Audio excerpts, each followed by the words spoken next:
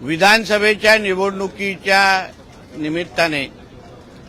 आम्ही सगळ्या जणांनी ठणकावून सांगितलं होतं की महाराष्ट्रामध्ये सक्षम असा धर्मांतर विरोधी कायदा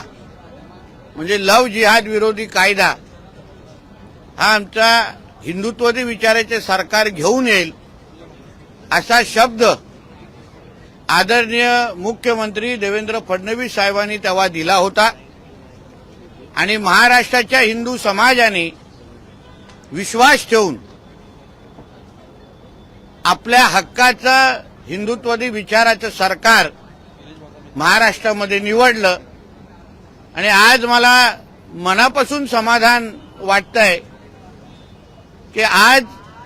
महाराष्ट्रामध्ये एक सक्षम धर्मांतर विरोधी कायदा हा कॅबिनेटमध्ये पास झालेला आहे। धर्म स्वातंत्र्य अधिनियम 2026 या अंतर्गत ज्याचा लवकरच काही तासामध्ये GR निघेल, यापुढे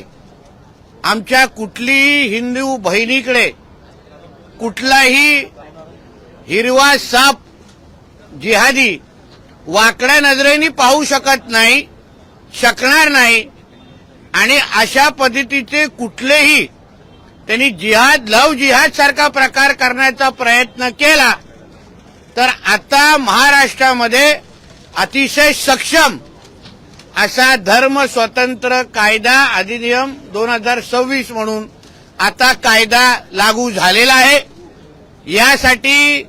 मी आमचे आदरणीय हिंदुत्ववादी विचाराचे मुख्यमंत्री देवेंद्र फडणवीस साहेब, दोन्ही उपमुख्यमंत्री आणि पूर्ण कॅबिनेटचा मी मनापासून आभार मानतो।